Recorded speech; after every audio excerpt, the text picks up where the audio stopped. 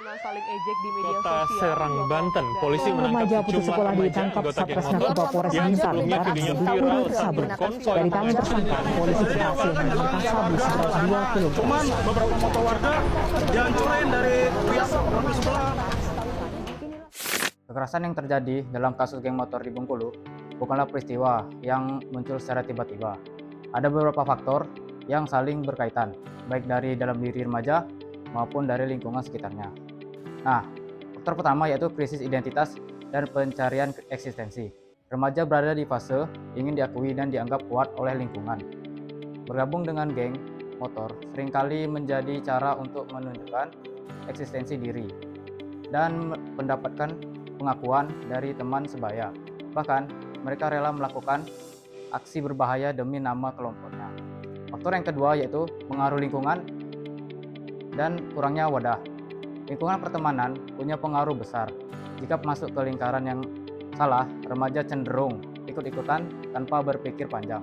Hal ini diperparah dengan kurangnya tempat untuk menyalurkan energi positif, sehingga aksi balap liar atau kekerasan seringkali menjadi media pelampiasan.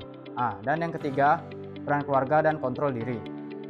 Keluarga yang kurang harmonis membuat remaja mencari tempat lain untuk merasa diterima, ditambah dengan emosi yang tidak stabil serta pengaruh lingkungan sosial seperti konsumsi alkohol.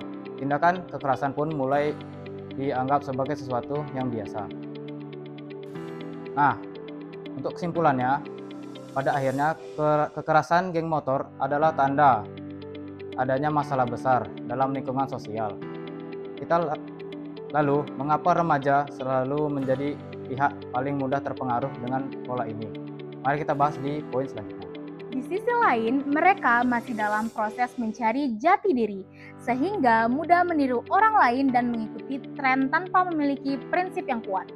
Rasa ingin tahu yang besar juga mendorong mereka mencoba hal-hal baru, termasuk yang beresiko, tanpa memahami dampaknya. Ditambah lagi, kondisi emosi yang labil membuat remaja semakin mudah terpengaruh oleh situasi dan lingkungan sekitar. Dengan kondisi psikologis seperti ini, tidak heran jika remaja menjadi kelompok yang paling rentan terjerumus dalam tindakan kekerasan. Lalu, apa sebenarnya dampak dari tindakan tersebut, baik bagi korban maupun pelaku? Kekerasan mungkin terjadi dalam hitungan detik, tapi dampaknya bisa dirasakan dalam waktu yang sangat lama, bahkan bisa seumur hidup. Dampak bagi korban sangatlah banyak, yaitu bukan hanya luka fisik, tapi juga trauma psikologis. Mereka juga bisa merasa takut, cemas, dan juga kehilangan rasa aman. Bagi pelaku, satu tindakan bisa merusak masa depan, pendidikan bisa terganggu, reputasi hancur, dan mereka bisa mendapatkan stigma negatif dari masyarakat. Bagi keluarga, juga memiliki dampak, yaitu mereka bisa mengalami rasa malu, tekanan sosial, dan juga beban emosional. Dampak-dampak ini juga tidak terbatas hanya di lingkungan sekitar, tapi juga bagi masyarakat.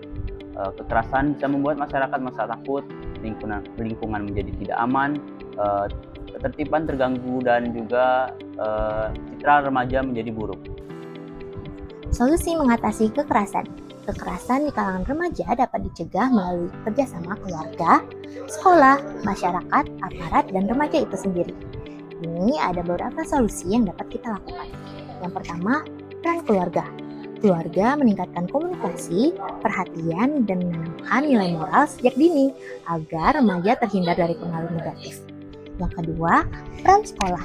Sekolah memberikan pendidikan karakter, sosialisasi, bahaya kekerasan, serta menyediakan kegiatan positif sebagai wadah penyaluran energi. Yang ketiga, peran lingkungan dan masyarakat. Menciptakan lingkungan yang sehat melalui kepedulian bersama, pengawasan, dan kegiatan positif. Yang keempat, yaitu penegakan hukum.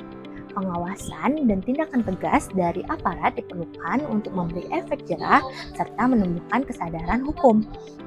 Dan yang kelima, yaitu pemanfaatan media sosial. Media sosial perlu digunakan untuk menyebarkan konten edukatif dan positif, bukan hanya konten kekerasan. Jangan sampai ada konten kekerasan ya. Yang keenam, yaitu penguatan diri remaja. Remaja perlu melatih pengendalian emosi, berpikir sebelum bertindak, dan juga berani mengambil keputusan yang benar. Solusi ini hanya akan berhasil jika semua pihak saling bekerja sama, terutama remaja sebagai generasi penerus bangsa harus mampu menciptakan lingkungan yang aman dan juga positif. Di tengah pergaulan dan tekanan lingkungan, remaja tetap punya kendali atas dirinya sendiri. Semua dimulai dari pilihan. Saat emosi datang, jangan langsung dilampiaskan. Tenangkan diri dan pikirkan dampaknya. Berani menolak ajakan negatif adalah bentuk keberanian yang sesungguhnya, karena tidak semua yang ramai itu benar. Lingkungan pertemanan juga menentukan arah, jadi pilihlah teman yang membawa pengaruh baik. Salurkan energi ke hal positif seperti belajar, berkarya, atau berolahraga agar masa depan tidak terbuang sia-sia. Ingat, setiap tindakan memiliki konsekuensi. Hukum tetap berlaku dan masa depan bisa dipengaruhi oleh keputusan hari ini. Ketika menghadapi masalah, jangan dipendam. Carilah bantuan dari orang-orang yang bisa dipercaya. Gunakan media sosial dengan bijak dan jangan mudah terprovokasi oleh hal negatif. Lebih dari itu, jadilah contoh lingkunganmu. Karena perubahan bisa dimulai dari satu orang.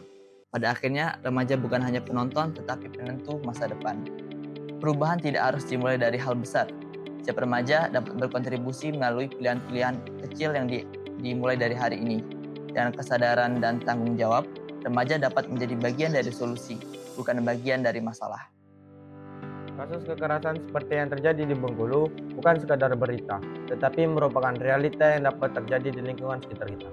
Setiap tindakan memiliki konsekuensi, baik bagi korban maupun pelaku. Kasus kekerasan yang terjadi di Bengkulu bukan hanya sekadar berita yang kita lihat lalu kita lupakan.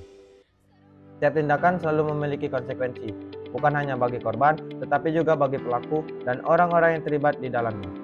Nah, jika kamu berada di posisi pelaku, apakah kamu akan melakukan hal yang sama? Atau jika kamu berada di posisi korban, siapkah kamu menghadapi dampaknya? Dan jika kamu menjadi saksi, apakah kamu akan diam atau berani bertindak? Masa depan remaja bukanlah waktu untuk menghancurkan masa depan, melainkan waktu untuk membangun jati diri dan menentukan arah hidup. Berpikir sebelum bertindak, karena suatu keputusan bisa mengubah segalanya. Pilihanmu hari ini adalah masa depanmu nanti.